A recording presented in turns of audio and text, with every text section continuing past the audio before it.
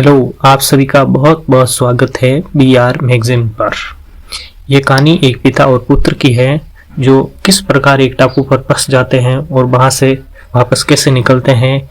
बहुत ही रोचक कहानी है, जरूर सुनिएगा। एक बार एक पिता और पुत्र जलमार्ग से यात्रा करते समय रास्ता भटक कर एक टापू पर पहुंच गए। उनकी नौका उन्हें ऐसी जगह ले आई थी जहां दो टापू आस पास ही थे। फिर वहां पहुंचकर उनकी नौका टूट गई। परिस्थितियों से चिंतित होकर पिता ने पुत्र से कहा, लगता है हम दोनों का अंतिम समय निकट आ गया। यहाँ तो दूर दूर तक कोई सहारा नहीं दिख रहा है, क्यों ना हम ईश्वर से प्रार्थना करें। उन्होंने दो टापू आपस में बांट लिए, एक पर पिता और एक पर पुत्र। दोनों अलग अलग टापू पर ईश्वर से प्रार्थना कर रहे थे। पुत्र ने ईश्वर से कहा, हे भगवान, इस टापू पर पेड़ पौधे उग जाए जिससे फल फूल से हमारी भूख मिटा सके।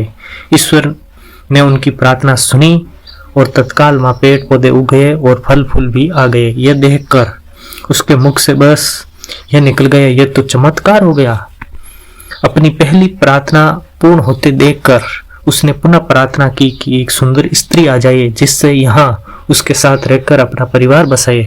तत्काल एक सुंदर स्त्री प्रकट हो गई। अब उसने सोचा कि मेरी हर प्रार्थना सुनी जा रही है भगवान के द्वारा, तो क्यों ना मैं ईश्वर से यह बाहर निकलने का रास्ता भी मांग लूं। उन्होंने ऐसा ही किया और ईश्वर से प्रार्थना की कि एक नई नाव आ जाए जिसमें वह सवार होकर यहाँ से बाहर निकल जाए। तत्काल वह नाव प्रकट हुई और पुत्र उसमें सवार होकर बाहर निकलने लगा। तभी आकाशवाणी से एक आवाज आई, बेटा तुम अकेले कहाँ जा रहे हो? तुम अपने पिता को भी तो साथ में ले जाओ।